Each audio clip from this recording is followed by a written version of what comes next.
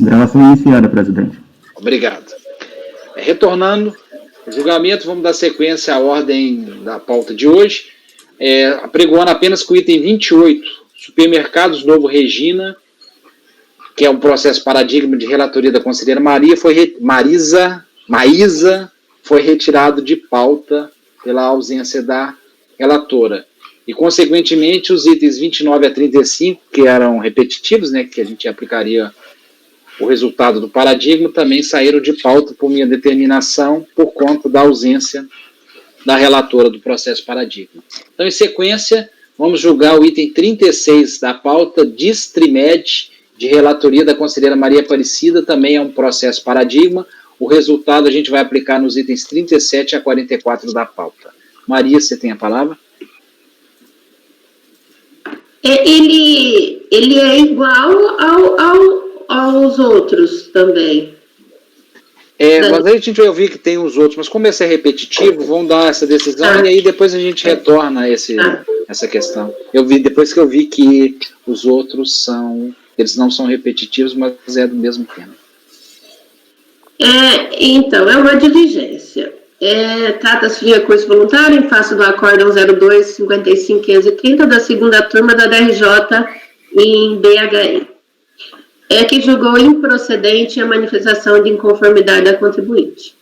Verso o processo sobre a declaração de compensação, objeto desse PERDECOMP, de final 0502, mediante o qual pretende a contribuinte compensar débitos com supostos créditos decorrentes do recolhimento indevido por meio de DARF, com o Código da Receita 2172, de 28 de 2008, no valor de R$ 2.856,32. Foi emitido despacho do Cisório de rastreamento de final 453, com a não homologação da compensação diante da inexistência do crédito anegado, vez que o pagamento indicado como indevido foi utilizado integralmente para a quitação de outros débitos da contribuinte. A interessada apresentou manifestação de inconformidade, sustentando em síntese que a empresa atua no ramo de medicamentos, os quais contam com redução da base de cálculo de PIS/COFINS, conforme a Lei nº 10.147, de 2000 e Decreto 6.426 de 2008, sendo que nos 3 primeiros anos de atividade, 2007, 2008 e 2009, recolheu PIS e COFINS integralmente, sem considerar a redução que a lei lhe assegurava. Esclareceu também que foram retificadas as DCTFs do segundo trimestre de 2007 e do primeiro trimestre de 2008, mas que não foram retificadas as do segundo semestre de 2008 e primeiro semestre de 2009. A Delegacia de Julgamento não acatou os argumentos da manifestante sob o fundamento principal de que, ainda que tivesse sido transmitida a DCTF retificadora, a mera retificação, operada após a ciência do despacho decisório e sem suporte em nenhum outro elemento de prova, não se prestaria para a comprovação do pagamento indevido ao maior. Cientificada dessa decisão, por ciência eletrônica em 19/6/2014 e por via postal em 10/6/2014, a contribuinte apresentou recurso voluntário sustentando a legitimidade de seu direito creditório no princípio da verdade material e requerendo a conversão do julgamento em diligência para a comprovação do crédito alegado. Não se localizou nos autos a comprovação da data de interposição do recurso voluntário, que poderá ser esclarecido pela unidade preparadora na diligência proposta abaixo. No que concerne ao direito creditório alegado, em análise das alegações da então manifestante, decidiu o julgador ACO no seguinte sentido. De fato, a Lei 10.147 de 2000 reduziu a zero as alíquotas de PIS e da COFINS incidentes sobre a receita bruta de produtos especificados. Contudo, o manifestante não apresentou nenhum documento que ateste a ocorrência de erro na apuração de COFINS, que redundou no recolhimento do DARF objeto do PERDECOMP tratado no despacho decisório contestado, sendo insuficiente como meio de prova uma mera planilha com a indicação de supostos valores corretos. Por um trechinho, continua a DRJ. Se o DARF indicado como crédito foi utilizado para pagamento de um tributo declarado pelo próprio contribuinte, a decisão da RFB de indeferir o pedido de restituição ou de não homologar a compensação está correta. Assim, para modificar o fundamento desse ato administrativo, cabe ao recorrente demonstrar erro no valor declarado ou nos cálculos efetuados pela RFB, se não o fizer o motivo do indeferimento permanente. No caso, o recorrente não comprova erro que possa alterar o fundamento do despacho decisório. Na falta de comprovação do erro, a divergência entre os valores informados em DACOM e DCTF afasta a certeza do crédito e é razão suficiente para o indeferimento do pedido de restituição da compensação. A recorrente, em vez de se utilizar da faculdade conferida pelo artigo 16, parágrafo 4º, item C do Decreto 7235, apresentando os documentos reclamados na decisão recorrida, que poderiam comprovar o direito creditório alegado, requereu a conversão do julgamento em diligência para tal comprovação. Este colegiado decidiu muitas vezes por indeferir o pedido de diligência em situações parecidas. Contudo, no caso específico, tendo em vista a existência de informações divergentes entre a DCTF e da DACOM nos sistemas da ERFB, ainda que se trate de declarações prestadas pelo próprio sujeito passivo, é conveniente esclarecer melhor a questão em homenagem ao princípio da verdade material. Nesse sentido, foi decidido na Resolução 3402-002-399, de 20 de novembro de 2019, em face da divergência entre dados da DCTF e da DIPJ.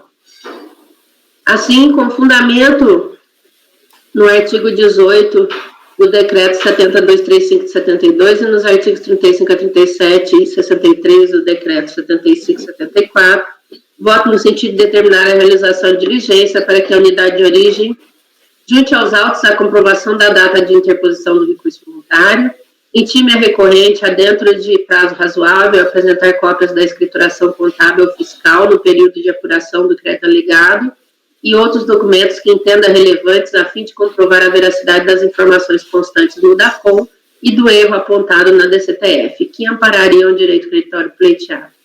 Em relatório conclusivo, manifesta-se acerca da documentação apresentada pela recorrente e da sua potencialidade para comprovar o direito creditório pleiteado e em que medida, independentemente da retificação da DCTF. Intime a recorrente o resultado da diligência, concedendo-lhe o prazo de 30 dias para manifestação, nos termos do artigo 35 do Decreto 75/74, e, por fim, devolva os autos a este colegiado para prosseguimento. Então, é uma bola dividida aqui. No caso, eu dei o benefício da dúvida, né, para o contribuinte comprovar, né, porque há duas declarações na Receita Federal com informações divergentes, né, então eu resolvi decidir assim. Sim. Ok. Algum esclarecimento? Conselheira Cíntia? Com a relatora. Pedro? Desculpa, eu estava sem som. Só queria fazer uma pergunta. Rapidinho, presidente, perdão. Fiquei falando aqui sem som. A DCTF é antes ou depois do despacho decisório? Que ele fala que não foi retificada a DCTF. Não teve retificação. Não, nesses casos não. Tá, obrigada. Mais algum esclarecimento? Alguém? Há uma divergência entre a DCTF e o DACOM, né? Ele diz que a DCTF está com erro. Mas o DACOM, segundo o DACOM, ele teria direito ao crédito, né? Mas é lógico que no despacho decisório se leva em consideração a DCTF. Né? Mas, Maria, a gente não tinha, acho que no mês anterior, julgado que o DACOM, mesmo retificado antes do despacho decisório, não seria suficiente para atrair a diligência? Eu acho que a gente até decidiu foi até pelo voto de qualidade que um processo da Renata. Foi sim, a gente trabalhou esse ponto. Eu não lembro qual foi essa questão, né? Mas nesse caso... Foi uma questão específica, Renata. Não seria o mesmo caso? Porque, assim, pelo processo da Renata, ela baixou em diligência pelo motivo do DACOM ter sido retificado antes do despacho decisório, ainda que o contribuinte não juntasse aos autos qualquer documento comprobatório. Aqui, o único documento comprobatório que eu estou vendo seria o DACOM também retificado antes do despacho decisório, não? Eu só não estou acompanhando a diferença. Eu teria que retomar esse julgamento para fazer essa comparação que você está fazendo, mas, assim, me pareceu que nesse caso levantaria essa questão. Teria uma dúvida, né? Teria uma dúvida. Entendi. E ensejaria diligência. Mas eu concordo com você que é uma bola dividida aí, né? Que ele também poderia ter apresentado provas, né? Mas, de qualquer forma, nós temos na Receita Federal duas declarações transmitidas antes do despacho decisório que são divergentes.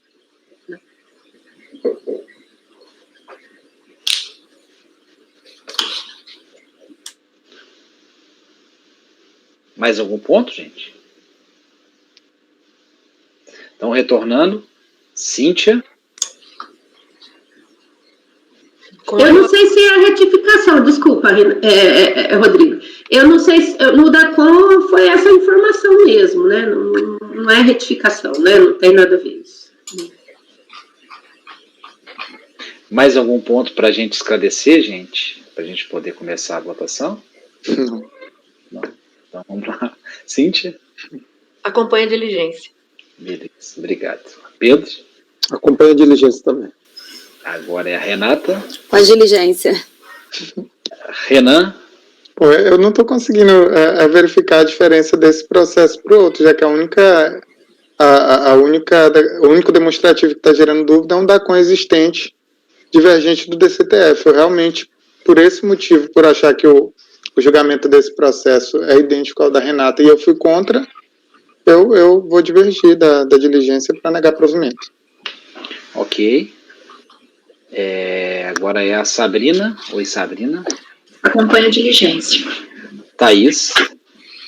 Presidente, eu vou acompanhar a divergência também. Eu, nesse tipo de processo em que eu não vejo nenhum indício de prova para demonstrar o crédito que não seja a própria declaração do sujeito passivo e a DACOM não é confissão de dívida ou de crédito ou de nada, eu não, normalmente nesse tipo de processo eu julgo diretamente. Tá? Então eu vou acompanhar a divergência. Ok, eu vou acompanhar a relatora, né?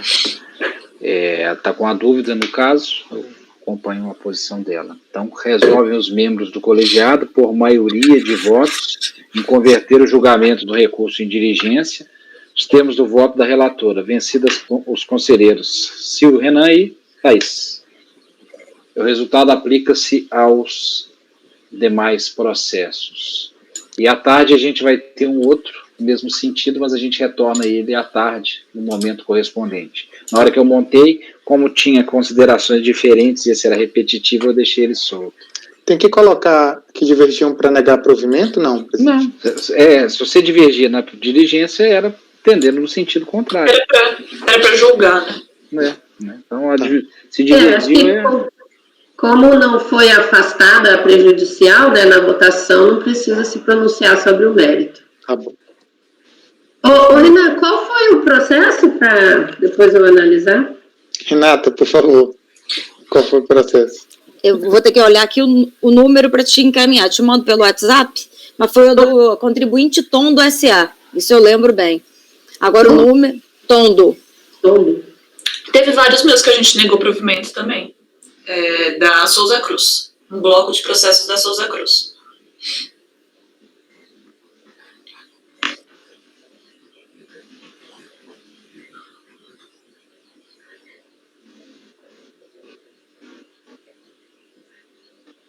Só mais um instante.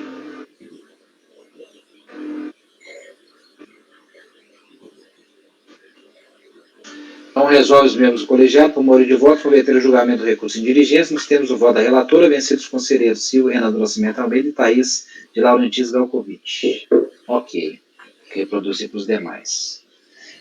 Agora, o item 45 da pauta também é um paradigma industrial Porto Rico, de relatoria do Renan. O resultado a gente vai aplicar no 46 a 56. Renan, tem a palavra. Bom, eu vou fazer tudo de uma vez só, tá, presidente? Relatório e voto.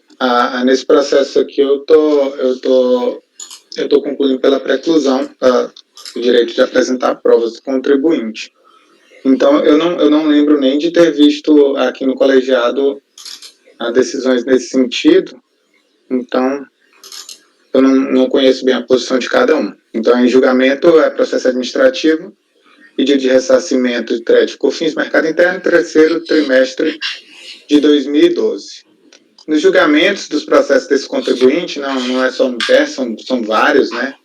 Via de regra, todos os julgamentos optou por trazer inicialmente o próprio relatório fiscal do auditor para demonstrar como que foi feita a fiscalização. Antes da apreciação do pedido de ressarcimento, foi feita uma fiscalização no contribuinte para verificar a pertinência desses créditos, tá? Então, apenas em algumas partes em negritos do que eu transcrevi do relatório fiscal, traz que o auditor, em 21/11/2016, solicitou no prazo de 30 dias a apresentação dos documentos. Vencido o prazo sem resposta, foi reintimado. Mais abaixo, além de reintimar, o auditor diz que, através de contato telefônico com o responsável pelo setor fiscal, informou que ainda estaria esperando a documentação, que teria o prazo de 15 dias. A reintimação venceu e, mais uma vez, os documentos não foram entregues. E em 9 de março de 2017, portanto, mais de 3 meses após a intimação fiscal, o contribuinte entregou um CD informando conter. E aí foram vários documentos encaminhados, né? Relação de insumos, serviço utilizado, despesa com energia elétrica, etc. Eu trago mais abaixo o que o auditor estava solicitando. Em síntese, o auditor solicitava tanto uma apuração genérica como especificamente a apuração de cada tipo de crédito, né? Os insumos, serviço de insumo, energia elétrica, ativo, enfim, todos os documentos para que fosse possível a apreciação dos créditos de PIS e COFINS do contribuinte. Então, mais abaixo, também negritado, o auditor destacou que em 24 de março de 2017, conversou novamente com o responsável pela área fiscal, relatando que o fornecido através do CD não atendia o termo de intimação e que consideraria um prazo final de 7 dias para que essa documentação fosse devidamente apresentada. Passado o prazo, não foi atendido. E aí o auditor, depois dessa grande insistência por documentos, ele decide realizar o julgamento e passa a discorrer sobre o que foi apresentado. Aí ele diz que, ao abrir as planilhas, percebemos de pronto a falta de esmero na confecção das informações prestadas. E ele vai caracterizando, dizendo, olha, os dados de 2009 estão em branco. Aliás, não foram informados os dados de 2009. A subpasta denominada março de 2012 está zerada. As várias subpastas com cálculos diversos, sem nenhuma descrição ou indicação do que possa ser. Mais abaixo ele vai destacar que os valores detalhados dos créditos não coincidem com o total. Enfim, ele vai dizer que com essas informações é impossível apreciar o crédito contribuinte. Então, ele vai emitir essa informação fiscal, após todas as solicitações de mercadoria, informando que, pela ausência de prova, não há como ser concedido o crédito.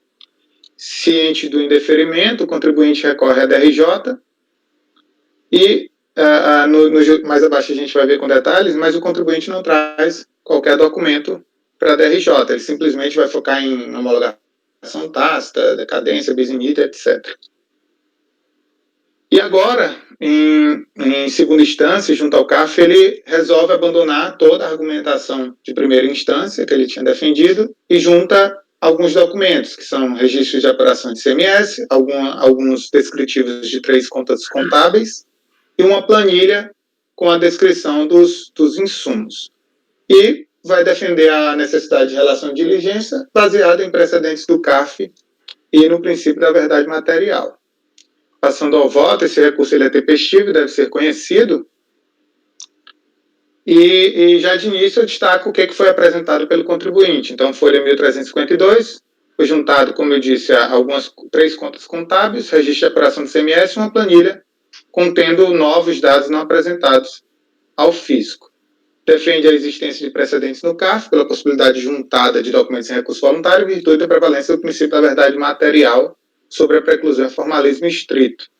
Apesar de concordar com vários dos precedentes existentes nesse tribunal, que primam pela aplicação do princípio da verdade material, entendo que esse posicionamento do CARF, né, ele não vai se aplicar a esse caso concreto.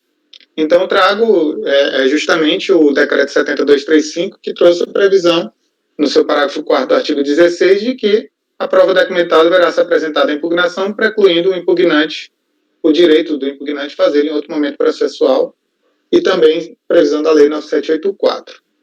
Na interpretação conjunta dos dispositivos acima expostos, percebe-se que a efetivação tanto da preclusão administrativa quanto do princípio da verdade material, além de outros princípios. É certo que a Fazenda Pública não deve a Fazenda Pública ser refém da atuação do contribuinte em apresentar documentação comprobatória pertinente ao fato, mas também não pode se furtar em apreciar provas juntadas ao processo, desde que em momento próprio. Nesse sentido, entendo que a caracterização da preclusão do direito de juntar provas ou a possibilidade de analisá-las quando apresentada em recurso voluntário deve ser verificada caso a caso, analisando se o contribuinte incide em algumas das hipóteses de exclusão da preclusão, que seriam as alíneas do artigo 16, parágrafo 4º, que eu descrevi acima, né? E vou começar, a partir desse ponto, a diferenciar julgamento, salvo engano, no mês anterior, que fiz admitindo a aplicação do princípio da verdade material e determinando a diligência, diferenciar o julgamento dos outros processos em que eu, via de regra, concluo pela diligência, desse processo em que estou concluindo pela preclusão e não ser o caso de diligência, e passa a diferenciar. Eu digo que nesses outros casos de decisão eletrônica, né, do próprio SCC, via de regra, quando o contribuinte recebe esse despacho decisório, ele normalmente só recebe, olha, suas declarações e o PERDECOMP estão divergentes, e o contribuinte de posse daquele despacho decisório, ele vai apresentar uma impugnação. Tudo bem, se o problema é a minha declaração, está aqui, eu retifiquei, está aqui o extrato da minha declaração. E a DRJ, como a gente sabe, ela julga improcedente por informar o contribuinte. O contribuinte não baixa a sua declaração, precisa de documentos fiscais e contábeis. Então, o que eu tenho entendido nesses casos é que a própria DRJ está trazendo fatos, fundamentos novos para a decisão, por isso que caberia a apresentação desses documentos em segunda instância, até pela impossibilidade do contribuinte juntar esses documentos antes, já que se trata de um despacho eletrônico. Então, mais abaixo, eu digo o parágrafo que inicia por apreciando. Apreciando o caso concreto, percebe-se que o contribuinte foi intimado, reintimado, concedido-lhe prazo de aproximadamente 4 meses para juntar de documentação comprobatória, entretanto, ainda assim não apresentou os dados solicitados pelo auditor fiscal, se limitando a juntar planilhas incompletas de apenas parte dos períodos solicitados, sem possibilidade de análise das informações, visto que os valores totais e os detalhados não eram coincidentes. Ao ser cientificado o despacho decisório do relatório, explicando detalhadamente a deficiência da documentação, então, já no despacho decisório da autoridade de origem, já foi informado o contribuinte, olha, você não apresentou a prova. Então, o que caberia a ele? Agora, a impugnação, apresente a prova, é o que está previsto no artigo 16, parágrafo 4º. Entretanto, o contribuinte preferiu centrar seus esforços na defesa da ocorrência da nulidade, homologação tácita e bis in idem. Em novo momento processual, agora em segunda instância, o contribuinte resolve alterar completamente sua defesa. Ele abandona todos os argumentos dele da primeira instância, junta alguns novos documentos não apreciados nem pela autoridade fiscal, nem pela DRJ, e diz, olha, princípio da verdade material é necessária a realização de diligência.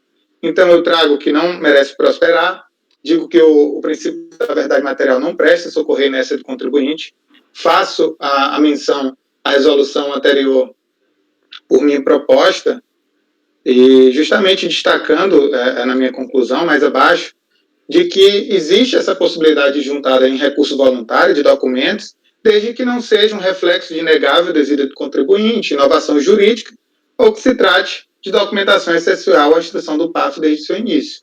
Nesse caso, para mim, está patente a inércia do contribuinte, já que ele deveria ter juntado por 3 vezes, ainda para a autoridade de origem, depois deveria ter juntado manifestação de conformidade, e assim não o faz. E, bem ao final, no antepenúltimo parágrafo, eu digo que aceitar as provas juntadas somente nesse momento, em recurso voluntário, corresponderia a reiniciar uma fiscalização já encerrada, apreciando novos fatos, documentos processuais, correndo inclusive grave risco de se suprimir o colegiado de primeira instância na apreciação de direito alegado, que é o que ocorreria, porque não foi apreciado qualquer crédito pelo auditor fiscal, e agora, com essa nova planilha, apesar de provavelmente não ser suficiente para apreciação, mas admitindo que possa ser, sim, suficiente, seriam apreciados créditos de ativo mobilizado, crédito de insumo e energia elétrica, etc. E todos esses créditos, nenhum foi objeto de apreciação na primeira instância. Então, ocorreria uma clara supressão de instância caso seja realizada a diligência, já que a fiscalização teria que ser reiniciada do zero. Digo a existência de precedentes sobre a deficiência, comprovando que há deficiência comprobatória do contribuinte, mas destaque que nesses outros precedentes não foi discutida essa questão da diligência e preclusão. E pelo exposto, voto por negar provimento a recurso voluntário. Ok, aberto os debates. Então, nesse caso não são só planilhas, né, que se apresentou, né, Renato? Ele apresentou uma planilha, apresentou registro de apuração de ICMS e descrição de 3 contas contábeis. Assim, eu não tenho essa interpretação aí que você tem, e eu tenho a interpretação que o parágrafo 4º do artigo 16, o item, principalmente o C, né, dá para apresentar documentos, como a DRJ está dizendo que ele não comprovou. Então, para mim, ele pode apresentar documentos para reverter essa decisão, né? E também tem, no decreto 7235, tem um parágrafo, eu não estou com ele aqui agora, um outro parágrafo lá desse artigo 16, deixa eu pegar ele aqui.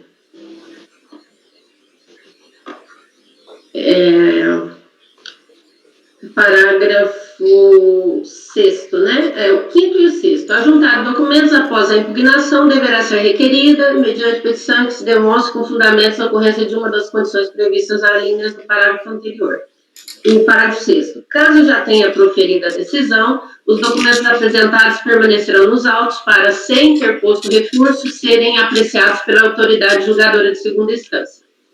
Então, assim, o item C, né? Quando se destina a contrapor fatos ou razões posteriormente trazidos aos autos.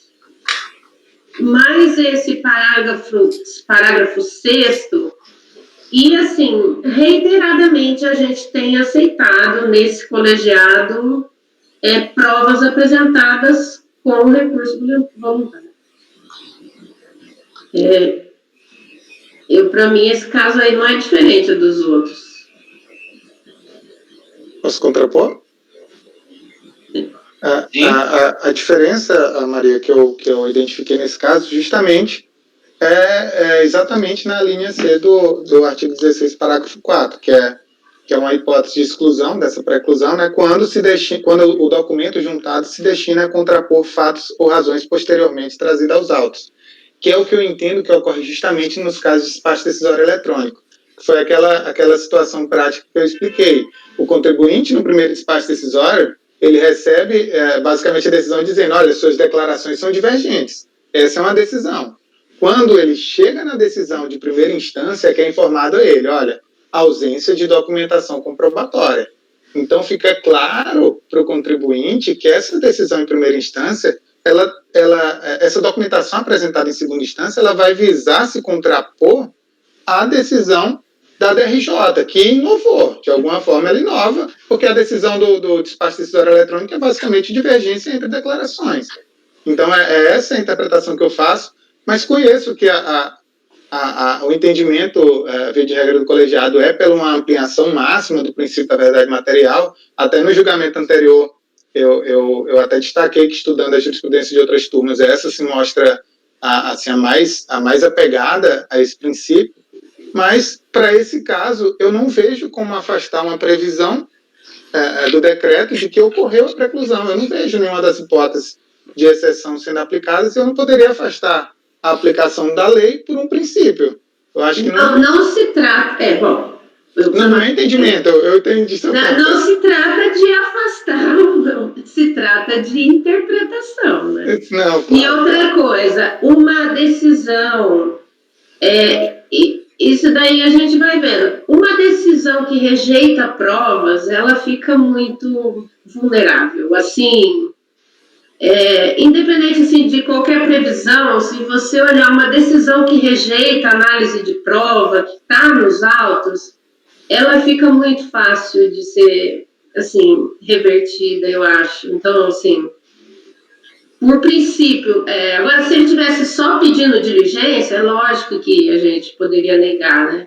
Mas como ele trouxe alguma coisa, né, eu levanto essa preliminar de pedir diligência.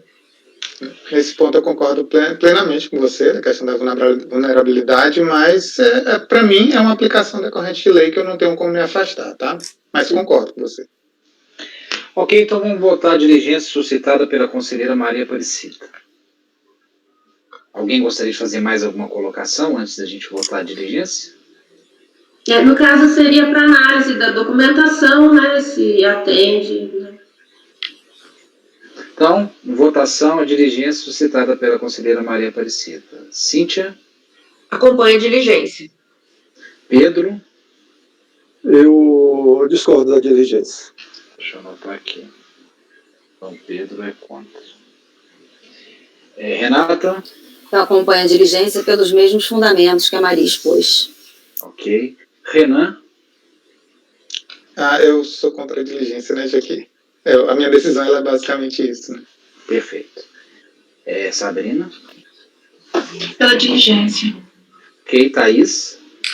Presidente, para justificar, né, porque eu acabei de votar um caso em sentido contrário aqui, eu entendo que existe alguma documentação. Naquele outro caso, a gente estava falando simplesmente de declarações, né, e aqui a gente está falando de documentação fiscal. E, de toda forma, eu queria só destacar que tá, assim, acho louvável a decisão do Renan no sentido de fazer o distinguishing, né, ele mostrou por A mais B por que ele acha que esse caso é diferente. Super bem feita a decisão, parabéns. Mas eu não concordo com o conteúdo, porque, como a Maria bem colocou, a gente tem esse entendimento aqui que, justamente, em face do formalismo, do informalismo moderado que rege o processo administrativo e dessa função do processo administrativo de resolver, no final, a verdade material vamos resolver, né? Vamos resolver. Tem crédito ou não tem? Para que isso não chegue ao judiciário de forma desnecessária e para que as cobranças tributárias ou os créditos sejam negados de maneira bastante substancial. Então, por isso que esses dispositivos acabam sendo interpretados dessa maneira mais pró-contribuinte. Então, com essas considerações, eu vou acompanhar a diligência, presidente. Ok, eu também acompanho a proposta de diligência. Então, resolvem os membros do colegiado, por maioria de votos, em converter o julgamento em diligência nos termos da diligência suscitada pela conselheira Maria Aparecida. Vencidos os conselheiros Pedro Souza Bispo e Silvio Renan do Nascimento Almeida, designada Maria Aparecida. Okay? Aplica-se esse entendimento nos itens 46 a 56 da pauta. Peço um minuto para eu anotar o resultado.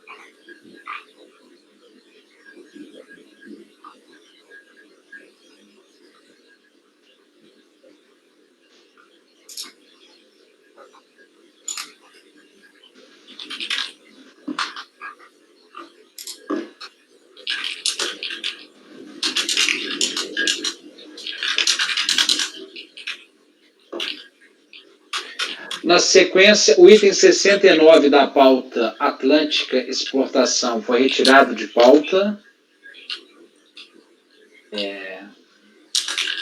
Aqui, por solicitação da PGFN. E seguindo isso, por minha determinação, eu retirei de pauta os itens 70 a 78. O 69 era paradigma e 70 a 78 era repetitivo. Então, como o paradigma foi retirado, eu retirei os demais de pauta.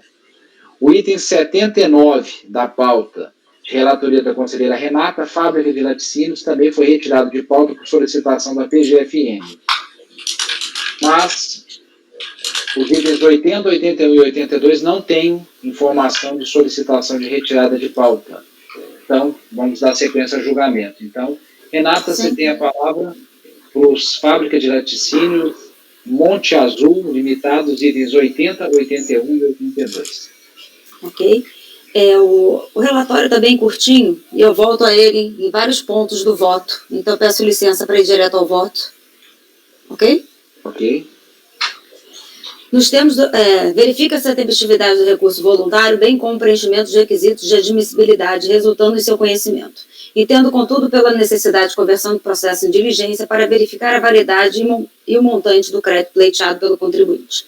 Trata-se de pedido de compensação formulado e transmitido em 23/11/2011, visando o aproveitamento de crédito PIS decorrente do pagamento indevido ou maior, realizado na competência de agosto de 2011, conforme o Código DARF, no valor de R$ 43.138,89, transmitido, também pago no dia 23 de setembro de 2011, conforme folhas 9.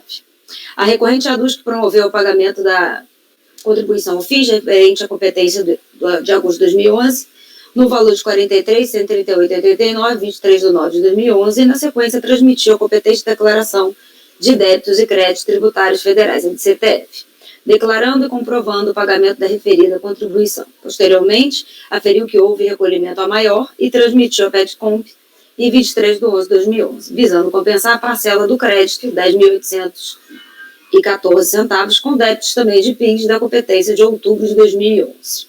Informa o Trouxin que a DACOM original, transmitida em 27/10/2011, antes do despacho decisório, constava o valor efetivamente devido de R$ 18.273,45, o que corrobora a tese de que houve o recolhimento a maior por meio do DARF pago 23/9/2011, no valor de R$ 43.138,89.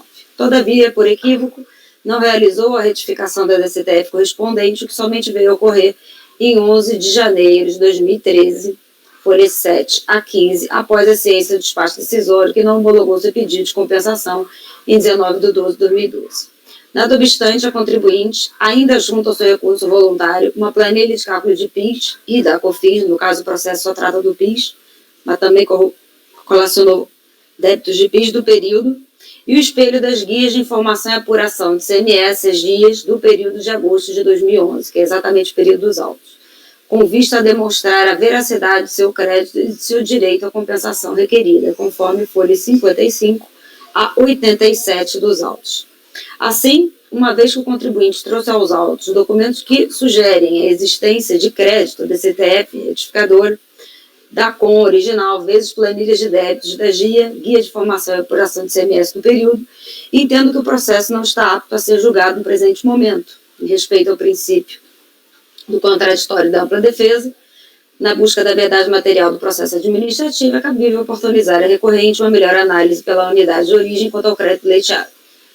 Aí eu venho trabalhando aqui as razões do princípio da verdade material, que não pode o CARF suprir-se à análise desses novos documentos. Então, diante dessas considerações, à luz do artigo 29 do Decreto 7235, propõe a conversão do presente processo de diligência para que a autoridade fiscal de origem intime a recorrente para apresentar a cópia de documentos fiscais e contábeis entendidos como necessários para que a fiscalização possa confirmar o crédito tomado pelo contribuinte formato seu DACOM original, no caso, se for o caso, as notas, a escritura contábil e outros documentos que entendam pertinentes, e elaborar o relatório fiscal conclusivo, considerando os documentos e esclarecimentos apresentados, informando se os dados trazidos pelo contribuinte na DACOM original estão de acordo com sua contabilidade, veiculando a análise quanto à validade do crédito informado pelo contribuinte e a possibilidade de seu reconhecimento no presente processo.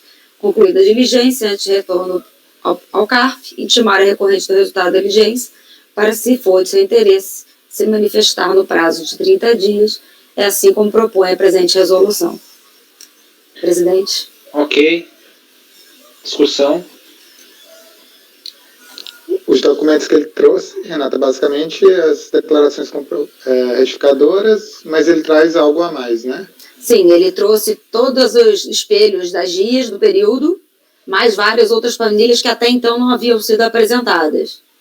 Eu não tiquei item a item, mas me pareceu ser razoável, até argumentos a mais, né? Até na linha da tua própria consideração. Não, para mim ele entra naquele caso geral, então. E o despacho aqui também foi eletrônico. Isso. Sim.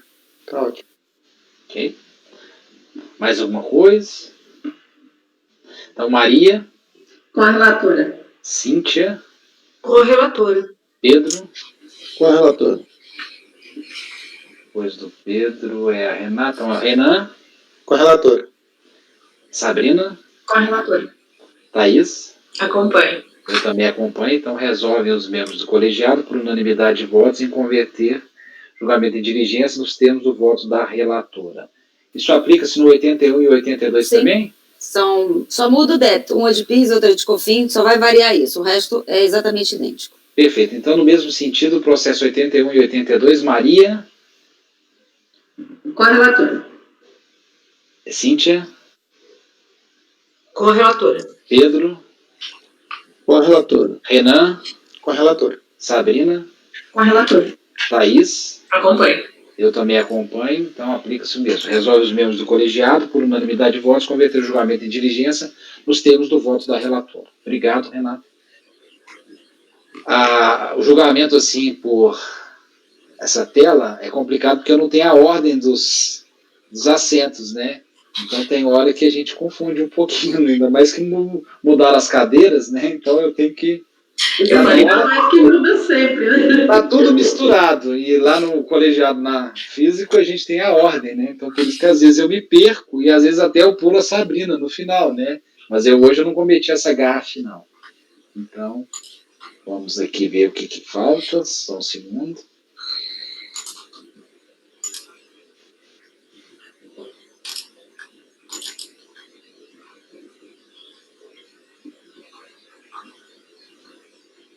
Alguém quer um intervalo? Acho que não, né, gente? Só a Thaís, né? Acho que não, por minha parte. Né? Tô tranquila. Tranquila. Beleza. O item 83 da pauta, 83A a 89, conforme eu tinha informado antes, foi retirado de pauta por solicitação do patrono contribuinte, CPFL. Isso, era de relatoria do Pedro. Então agora, vamos então para o 90 da pauta. Esse tem sustentação oral, é um vídeo gravado. Deixa eu só passar aqui.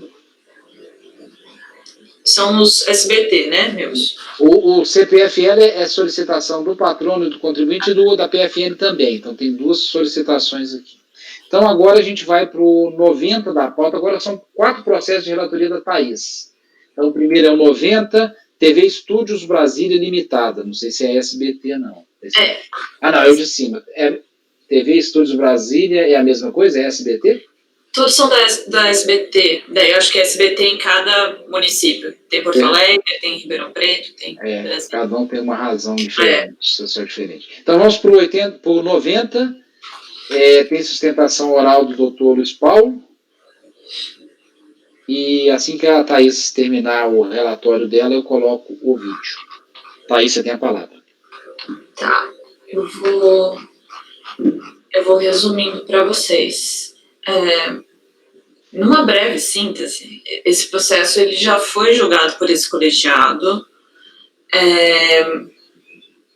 e tinha sido a decisão por maioria de votos para anular o auto de infração eletrônico por vício na motivação. Tá? Na época, o presidente era o Antônio Carlos Atulin. E com isso ficaram prejudicadas as outras questões que estavam sendo tratadas no processo, tá? Porque foi julgada essa questão de mérito, né? Preliminar de mérito. E esse processo foi objeto de recurso para a Câmara Superior e essa decisão do colegiado foi revertida, tá? Tem aí a citação do voto do conselheiro Jorge Freire, que participou tanto aqui como na Câmara Superior, e na Câmara Superior ficou superada a questão que tinha sido suscitada por esse colegiado. Então, o que a Câmara Superior fez foi mandar o processo voltar para a gente, para julgar o que não tinha sido julgado, as questões que tinham ficado prejudicadas, que é a decadência. Tá? E a decadência é questão de contagem de prazo, é bastante simples. É esse o relatório, presidente. Ok, estou buscando aqui Só um segundinho, por favor. O bagunça aqui falando. Esse é o item 90, né? É. Na planilha fala indevidamente que a relatora era a Renata. Estou vendo essa confusão, mas é o caso. TV Estúdio de Brasília, doutor Luiz Paulo, na planilha preenchida que me encaminharam. Não, na pauta tá certinho, que Thaís Laurentes, de 90 a 93. Perfeito. Eu até vi que você falou meu nome na hora, mas aí eu conferi, vi que era Thaís, achei que fosse... Que susto, hein? Foi um susto, da onde que saiu isso? Eles me encaminham, o CARF, o apoio, me encaminha uma planilha com a consolidação das sustentações orais e os links.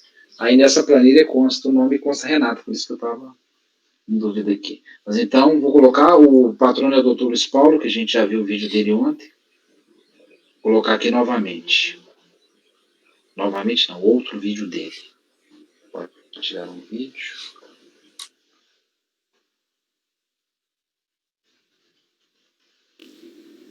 Bom dia, senhor presidente, senhora relatora, demais conselheiras e demais conselheiros. Inicialmente eu registro que eu falo em conjunto pelos 4 processos do Grupo SBT que vão dos itens 90 a 93 da pauta. Trata-se aqui de uma questão residual de decadência após o provimento do recurso especial da PFN pela Câmara Superior, no mérito, com determinação de retorno dos autos para prosseguimento de exame dessa preliminar. Eu vim à presença do colegiado para destacar brevemente 2 pontos importantes. O primeiro deles é que a própria DRJ poderia já ter reconhecido essa decadência. Ao invés, ela preferiu dizer que esse reconhecimento seria inócuo, tendo em vista a existência de confissão em DCTF desses débitos, de forma que o débito seria exigível de qualquer forma. Ora, data vênia, esse não é um motivo para furtar-se ao exame e ao próprio reconhecimento da decadência. Aliás, se inócuo fosse o reconhecimento da decadência, com mais razão ainda, inócuo seria o próprio lançamento fiscal. Passando adiante, e naquilo que interessa para a aplicação do artigo 150, parágrafo 4º do CTN, tem-se que há a prova no processo de pagamento. Aliás, essa prova é, inclusive, mediante uma diligência solicitada por esse CARF num julgamento anterior. E aqui eu faço um pequeno registro, é que o fiscal, no seu relatório de diligência, ele aponta uma dúvida em relação a esse pagamento, porque não teria sido comprovado o pagamento do PIS-faturamento, mas sim do PIS-dedução e do PIS-repique. Acontece, data vênia, que não há uma exigência de uma identidade específica daquele fato gerador autuado, daquelas mesmas bases de cálculo, para fins de consignação e de apuração de pagamento prévio, desde que, obviamente, tenha sido comprovado o pagamento do tributo, que é o que houve aqui na espécie. Esse é o racional no âmbito da segunda seção da própria súmula 99, e esse é o racional que tem guiado a jurisprudência da terceira seção de forma bastante pacífica. Eu peço vênia para destacar aqui um acórdão específico dessa colenda turma, que é o acórdão 007-004, em que examinou uma questão idêntica à presente, onde havia um lançamento de PIS-faturamento e se aceitou o pagamento de PIS-repique para fins de prova do pagamento prévio e aplicação do artigo 150, parágrafo 4º.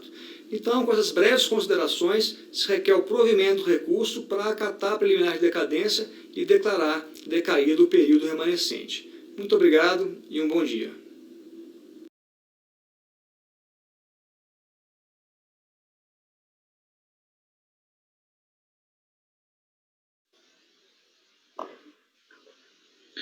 Ok. Retornando, Thaís.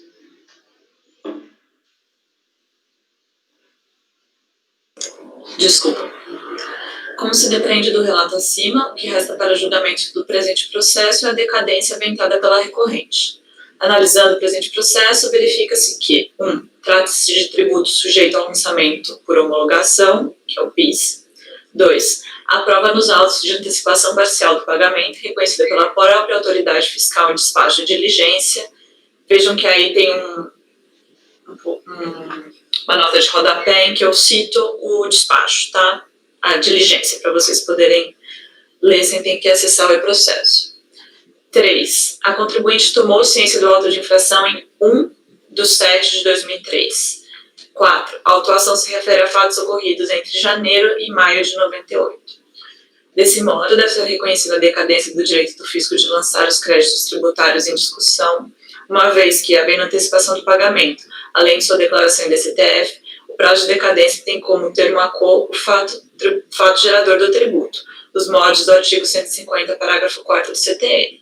E aí eu estou citando o recurso repetitivo do STF, o RESP 973733, que é justamente nesse sentido. Em seguida, citando o artigo 62, parágrafo 2º do RICARF, dizendo que a gente deve se submeter a esse entendimento. Em seguida, nesse contexto, deve ser, de fato, acolhida a arguição de decadência com relação à totalidade dos débitos oriundos dos fatos geradores hora em discussão. Saliento que a aplicação do prazo decadencial nos termos assim expostos, aplicando o artigo 150, parágrafo 4 do CTN para tributos sujeitos a lançamento por homologação, com o débito declarado em DCTF e respectivo pagamento, ainda que parcial, antecipado, vem sendo adotada por esse Tribunal Administrativo de sua jurisprudência, conforme se depreende dos seguintes acordos: 9101, 00441, 3403, 003, 083, 1001, 001, 392 e também o 1201, 002, 722. Por tudo quanto exposto, voto no sentido de dar provimento ao recurso voluntário, reconhecendo a decadência e a integralidade do crédito cobrado por meio do auto de infração. É como voto, presidente. Ok, Thaís, obrigado. Algum esclarecimento? Questão bem simples. Thaís, Oi.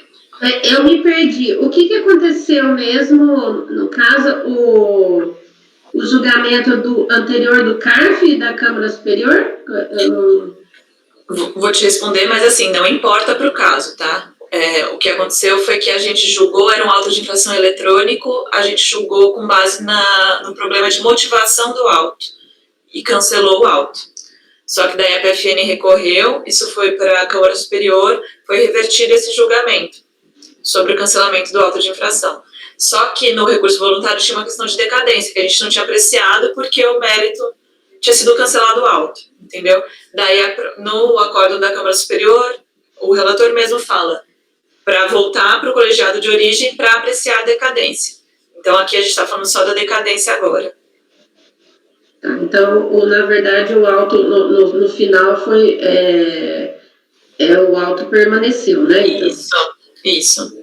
É por isso que agora nós estamos julgando... Só a decadência, o resto já está superado. Decadência dele, né? Uhum. Tá. Ok? Tá, entendi. Mais algum esclarecimento? Então, como vota, Maria? Com a relatora. Cíntia? Com a relatora. Pedro? Com a relatora. Renata? Com a relatora. Renan? Com a relatora. Sabrina? Com a relatora. Eu também acompanho a relatora. Então, acordo os membros do colegiado, por unanimidade de votos, em dar provimento ao recurso voluntário, reconhecendo a decadência da integralidade do crédito tributário cobrado por meio do auto de infração. Fez sustentação oral o patrono do contribuinte, Dr. Luiz Paulo Romano, OAB 14303. Thaís, os demais casos? Presidente, são iguais e o que eu tomei cuidado de ver um por um eram as datas, né? A data do auto e o período cobrado, e é tudo igual, muito embora sejam aí CNPJs diferentes. Então, perfeito. É tudo igualzinho. Ok. Então, O 90, 91, 92 e 93, a conselheira está dando provimento, reconhecendo a decadência. Maria? Com a relatora. Cíntia? Com a relatora. Pedro? Com a relatora. Renata? Com a relatora. Renan? Com a relatora. Sabrina? Com a relatora. Eu também acompanho. Então, para o 91, 92 e 93, acordo os membros do colegiado, por unanimidade de votos, em dar provimento ao recurso voluntário, reconhecendo a decadência da integralidade do crédito tributário cobrado por meio de auto de infração. Eu não vou colocar nesses 3 a sustentação do Dr. Luiz Paulo, apesar de ele ter se referido a isso no vídeo, porque não consta da informação que eu tenho. A informação que eu tenho era que a sustentação era apenas do item 90. Mas isso não prejudica em nada a parte, só para ficar exatamente conforme os controles. E, com essas considerações, fechamos a nossa pauta da manhã do dia 26/8. Podemos encerrar a gravação.